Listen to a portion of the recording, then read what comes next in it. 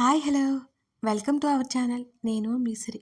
ఈరోజు మనం చెప్పుకోబోయే కథ 'ఇష్టమైన సకుడ' పార్ట్ 154. కథలోకి వెళ్ళే ముందు లైక్ చేయడం మర్చిపోకండి ఫ్రెండ్స్. ధరణి, ఎందుకని? ఇది నీ గది, నీ ఇల్లు. రేవతి కూతురు గడ్డం పట్టుకుని నచ్చజెప్పడానికి చూసింది. అమ్మా, నేను వెళ్ళను. ఉన్నట్టుండి ధరణి గొంతు మారిపోయింది. అడుగుల శబ్దం వినిపిస్తుంటే ఇద్దరూ తల్ల తిప్పి చూశారు. ఏదో ఆలోచించుకుంటూ అక్కడి వరకు వచ్చిన గగన్ వాళ్ళిద్దరిని చూసి బయట ఉండడం చూసి అతను కనుబొమ్మలు ముడిచి దగ్గరికి వచ్చాడు. ఏమైందత్తా? అతని స్వరం గంభీరంగా వచ్చింది ఆ క్షణం. ధరణి అతన్ని చూడలేదు. అలాగే తల్లి భుజం దగ్గర తలపెట్టి నిలబడి ఉంది.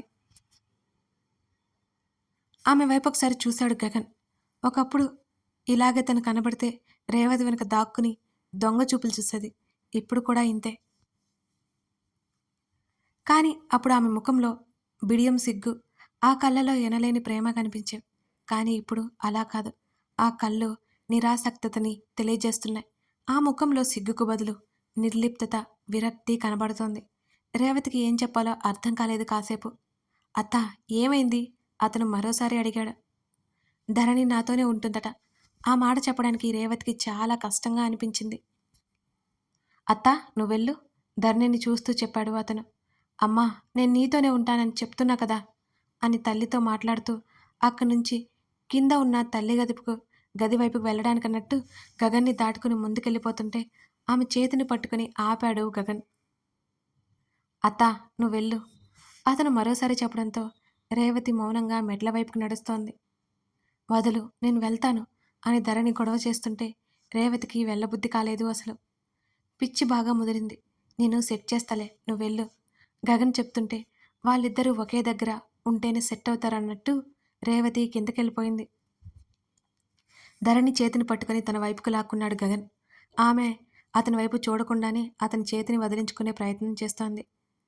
ఆమె చుట్టూ చేయేసి పైకెత్తినట్టుగా గదిలోకి తీసుకెళ్లిపోయాడు. తను వెళ్ళిపోవాలని ధరణి అరుస్తోంది. గదిలోకి వెళ్ళి లాక్ చేశాడు గగన్. ఆమె ఏడుస్తూ డోర్ దగ్గరికి వెళ్ళి లాక్ తీయడానికి చూసింది. అతని కీస్ పాకెట్లో పెట్టేసుకున్నాడు. అది చూడని ధరణి డోర్ హ్యాండిల్ పట్టుకొని లాగుతూనే ఉంది. మరో 2 నిమిషాలు చూసి ఆమె దగ్గరగా వెళ్ళాడు అతను. అతను హఠాత్తుగా తన వెనక్కి రాగానే ఆమె ఉలిక్కిపడింది. అలాగే తలుపుకి అతుక్కున్నట్టుగా నిలబడి ఉంది. అతని ఊపిరి ఆమె మెడ దగ్గర భుజం దగ్గర తాకుతోంది. ఆమె అతని వైపు తిరిగి అక్కడి నుంచి పక్కకు తప్పుకోవాలని చూసింది. కానీ ఆ ఛాన్స్ ఇవ్వలేదు అతను. డోర్ హ్యాండిల్ మీదున్న ఆమె చేతి మీద అతని చెయ్యి పడింది. ధరణి చేతిని వెనక్కి తీసుకోవాలని చూస్తుంటే కుదరలేదు. కాదు కాదు, అతనే వదల్లేదు. అతని మరొక చెయ్యి ఆమె చుట్టూ వేశాడు. ఆమె భుజం దగ్గర గడ్డమానించాడు.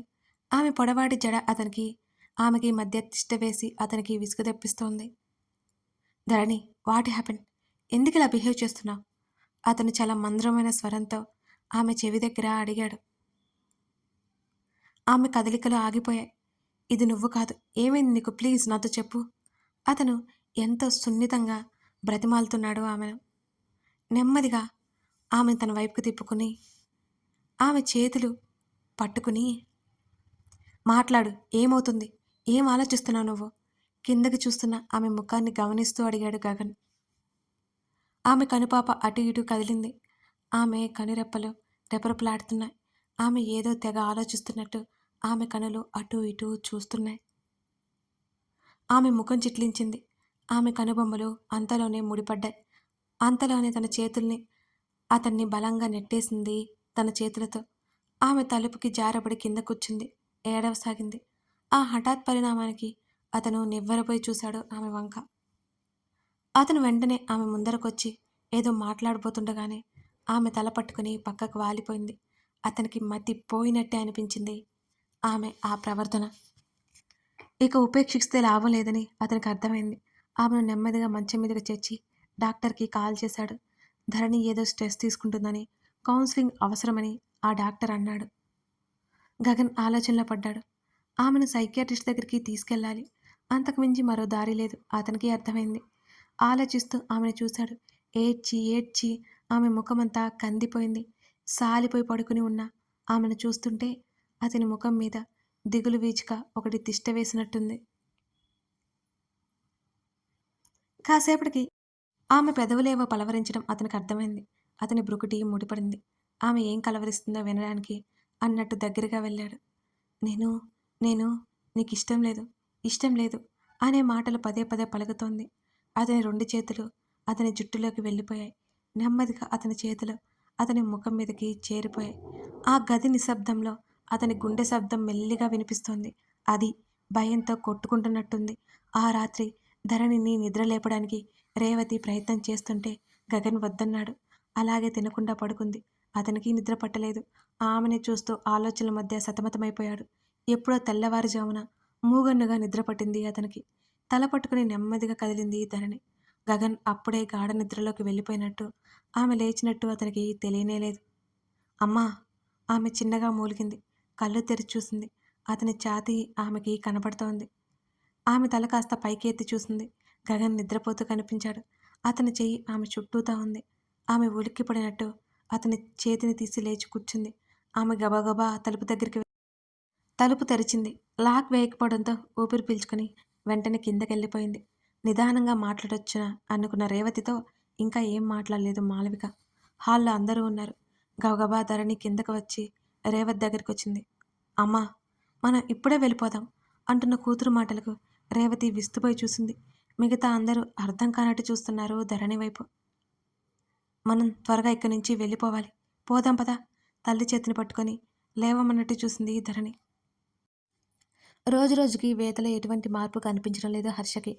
ఆమె ఆరోగ్యం మెల్లిగా కుదుటపడుతోంది కానీ ఆమె మెదడు మాత్రం అతన్ని గుర్తుపట్టలేదు. అందరూ భోజనానికి డైనింగ్ టేబుల్ దగ్గర కూర్చున్నారు. వచ్చిన రోజు కంటే వర్షలో చిరునవ్వు చూస్తోంది వేద. తన చెల్లి ద్వారా వర్ష ప్రెగ్నెంట్ అని అర్థమైంది. తన కొడుకు కోడలు అందరూ ఎదురుగా ఉండటంతో జానకి సంతోషపడిపోయింది. వేద వైపు చూస్తుంది జానకి. ఎంత సరదాగా ఉండేది తనతో అనుకోకుండా ఉండలేకపోయింది జానకి. సరాసరి హర్ష పక్కన ఉన్న సీట్ తీసేసి వేద వీల్చైర్ వేసింది యమున. యమున జానకి వడ్డిస్తున్నారు. అమ్మా! హర్షకి ఆఖరిగాయ నచ్చదు. తల్లికి చెయ్యడ్డు పెట్టి వారిస్తున్నట్టుగా చెప్పింది వేద. అందరూ ఒక్కసారిగా తినడం ఆపేసి ఆమె వైపు చూశారు. యమున కూతురు వైపు మరింత విస్మయంగా చూసింది ఆ చర్యకి. కళ్ళు ఆర్పకుండా ఆమెనే చూస్తున్నాడు హర్ష. అందరూ తన్నే చూస్తుండడంతో తనేం మాట్లాడిందో అర్థమైంది వేదకి. ఆమె మౌనంగా తలదించుకుంది. ఆమె ముఖం కందిపోయింది. ఎవరో ఎక్కువ ప్రశ్నించలేదు. హర్ష కూడా మౌనంగానే భోజనం చేస్తున్నాడు. హర్ష! మళ్ళీ ఆంటీ ఎందుకు నువ్వే వేదకు తినిపించేయి అన్నది జానకి. అతను తలాడించి వేద వైపు చూశాడు. ఆమె తల ఎత్తనే లేదు. ఆమె రెండే చేయి కూడా మెల్లిగా ఈ మధ్య పనిచేస్తోంది. అతను అన్నం కలిపి పెడుతుంటే నెమ్మదిగా తిన్నది వేద. భోజనాలు అయిపోయాక వర్ష అక్కడే వాళ్ళతో మాట్లాడుతూ ఉండిపోయింది. తల్లిని పిలుస్తుంటే కాసేపు ఉండమంది వేద. అమ్మా! నాకు కూర్చోడానికి విసుగ్గా ఉంది అని వేద అరుస్తుంటే, హర్ష! తన్ని కొంచెం లోపల వరకు వదిలిపెట్టురా అని మళ్ళీ యమున మాటల్లో పడిపోయింది. అతనేం మాట్లాడకుండా వేదని లోపలికి తీసుకెళ్లాడు. ఆమె భుజాలు పట్టుకుని లేవదీసి బెడ్ మీద కూర్చోబెట్టాడు. తనకి స్పృహ వచ్చిన కొత్తలో తనతో ఎంత బాగా మాట్లాడేవాడు. తను బాగా హర్ట్ చేసిందని వేదకు అర్థమైంది. నీకేమైనా గుర్తుకొస్తుందా? ఆమె ఎదురుగా కూర్చుంటూ అడిగాడు హర్ష. ఆమె లేదన్నట్టు అడ్డంగా తల ఊపింది. అతను దగ్గరే ఉండడం ఒక్కింత ఆశ్చర్యంగా చూసింది. మరి ఇందాక ఎందుకు అలా అన్నావు? నిజంగానే మెమరీ లాస్ అయ్యావా? హర్ష కనుబొమ్మలు ముడివేసి అడుగుతుంటే అతని వైపు కోపంగా చూసింది ఆమె. ఎందుకలా చూస్తున్నావు? నిజం చెప్పు. నీకు మెమరీ లాస్ అయిందా? లేక ఏదైనా దాస్తున్నావా? అతను అడుగుతుంటే ఆమెకు ఒళ్ళు మండిపోయింది అసలు. నిజంగానే నీ ఫేస్ నేనిప్పుడే చూస్తున్నా. నువ్వెవరో కూడా నాకు తెలీదు. నేనెందుకు గుర్తున్నా లేనట్టు చెప్తాను? ఆమె అరుస్తుంటే అతను ముఖం చిట్లించాడు. షటప్! ప్రతిదానికి అరుస్తూ పోతావు అతను సీరియస్గా అరిచాడు. సడన్గా అతని ముఖం ఎర్రబడ్డం, అతనిలో కోపం పొంగడం వల్ల వేద మౌనం వహించింది. ఇప్పుడు చెప్పు, ఇందాక సడన్గా ఎందుకన్నావు? ప్లీజ్ ప్రశాంతంగా ఉండు అతను అర్థింపుగా మాట్లాడాడు. ఏమో నాకు తెలీదు. సడన్గా అలా అనిపించింది ఆమె నెమ్మదిగా చెప్పింది. ఓకే ఓకే, దాని గురించి ఎక్కువ స్ట్రెస్ అవ్వకు అని ఆమె వైపు చూస్తూ అప్రయత్నంగా ఆమె చేతులు గమనించాడు హర్ష. అవి రెండు ఒకదానితో ఒకటి ముడిపడి ఆమె ఎంత కంగారు పడుతుందో తెలియజేస్తున్నట్టున్నాయి. ఆమె నుదుటిన సన్నటి చిరుచెమటలు అతని కంటపడ్డాయి. అతని చెయ్యి ఆమె చెంప మీదకి చేరింది. ఆమె తన వంక బెదురుగా చూసింది. అతను తన మీదకి వాలుతుంటే అప్రయత్నంగా వెనక్కి ఒరిగింది వేద. ఏం చేస్తున్నావు? ఆమె గొంతు వణికింది. అతను ఏ స్టెప్ వేయబోతున్నాడో అని ఆమె కళ్ళల్లో కంగారు స్పష్టంగా కనబడుతోంది. నిన్నేం చేయనులే, కంగారు పడకు. అతను ఆమెను దగ్గరగా వెళ్ళి మరింత గుసగుసగా చెప్తుంటే ఆమె బిగుసుకుపోయింది. నువ్విలాంటి పనులు చేశావంటే నేనసలు ఊరుకోను. ఆమె బెదిరింపుగా చూసింది. మిస్ యూ అతను అనుకున్నాడు కానీ పైగా అన్నాడని అతనికి కూడా తెలియదు. ఆమె కళ్ళు వెడల్పు చేసి అలాగే చూస్తోంది అతని వంక. ఆమె పెదవుల మీద అతని పెదవులు చేరాయి. ఆమె కనురెప్పలు రెపరెపలాడాయి. ఆమె శరీరాన్ని అతనికి వదిలేసినట్టు మిన్నుకుండిపోయింది. ముడిపడిన ఆమె కనుబొమ్మలు విడిపడ్డాయి. నెమ్మదిగా ఆమె పెదవులు వీడి ఆమె నుదురు మీద ముద్దు పెట్టుకున్నాడు హర్ష. ఆమె కళ్ళు తెరవలేదు. అతను మెల్లిగా దూరం జరిగాడు. రోషంగా చూసింది అతని వంక. ఆమె చేతినందుకొని మళ్ళీ ముద్దు పెట్టుకున్నాడు. ఆమె కళ్ళెర్ర చేసి చూస్తుంటే, చూడు ఎంత ఫ్రీ అయ్యావో అని ఆమె చెంప మీద తట్టాడు హర్ష నవ్వుతూ.